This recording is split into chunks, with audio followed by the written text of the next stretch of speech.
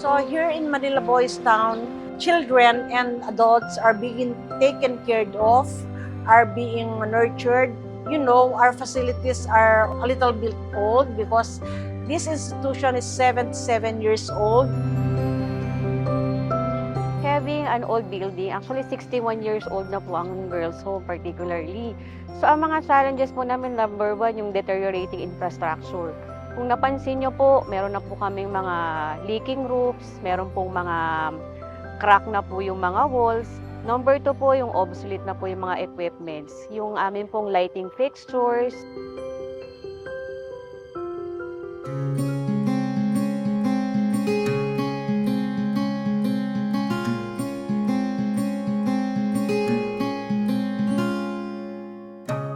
Yun po dito sa amin sa Manila Girls Home, ang pinaka nakakapagbigay ng magandang mood sa kanila is yung makita nila yung facility natin na maayos.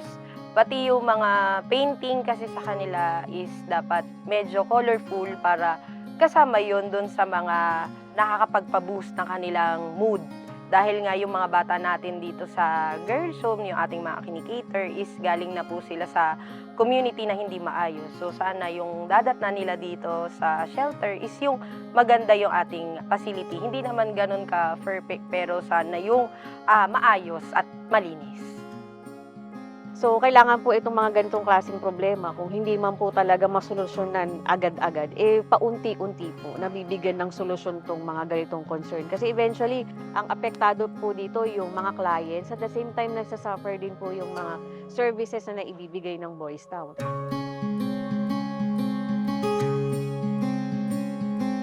Actually, this project came about through the commitment of Worldbex. As we know, we've celebrated our 25th year anniversary. Part of like continuing the legacy, we also want to touch different communities. And I think for this year, we've coordinating with the Manila Boys Town to the Girls Home. Actually, the moment I saw yung passion project ni Worldbex, I instantly knew that we were going to be part of that because CBK Hardware Inc. has been supporting different organizations and institutions monthly. And it's part of our project in making lives better, one help at a time. We at FineXcells International and Zio Timber seek to make a contribution to the community in one way or another. We're happy that we can help through our products and involvement. Now, as Boys in Pain celebrates its 70 years in the country, karangalan namin na makasama ang Worldbex Services International dito sa kanilang passion project by renovating and improving the condition of the social hall of the Girls Home at the Manila Boys Town in Marikina.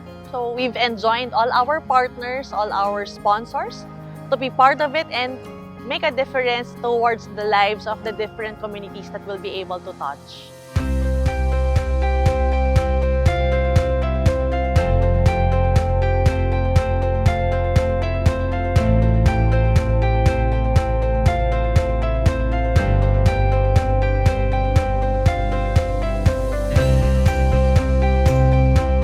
Now, the need to do this is without question. Dapat nating pagandahin ang kanilang facilities. After all, our objective is to give them hope and a bright future. May mga sponsors po tayo na talagang very willing naman na nagdo-donate. Talagang thankful po kami para po yung aming facilities ay medyo ma-improve po. Since yung mga bata, makikita nila at mararanasan nila yung nakatira sa magandang institution ay mas mai-inspire po sila.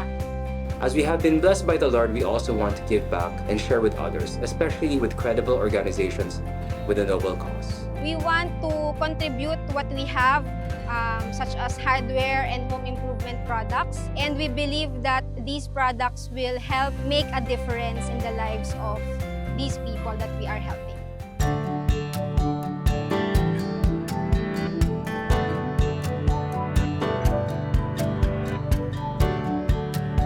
Sa amin pong mga donors, especially sa Worldbex po, kami po ay taus-pusong nagpapasalamat. Ganon din po yung aming mga client, pati mga staff. Kung hindi dahil sa Worldbex, hindi po maaayos yung aming social hall. Na kung saan yung aming social hall ay ginagamit po itong function area, study area ng ating mga bata.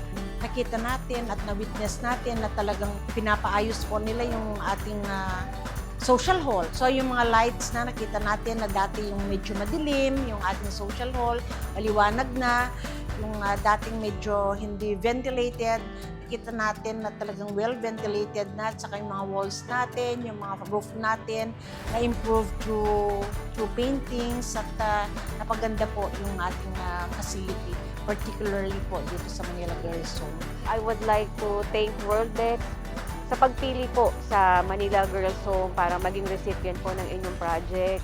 At in behalf po ng aming Director Maria Asuncion Refogoso and our City Mayor Hani Lacuna, we would like to extend our gratitude for the Worldbex for choosing Girls Home po para sa inyong projects. At naway ito po ay maging simula pa lang po ng ating partnership.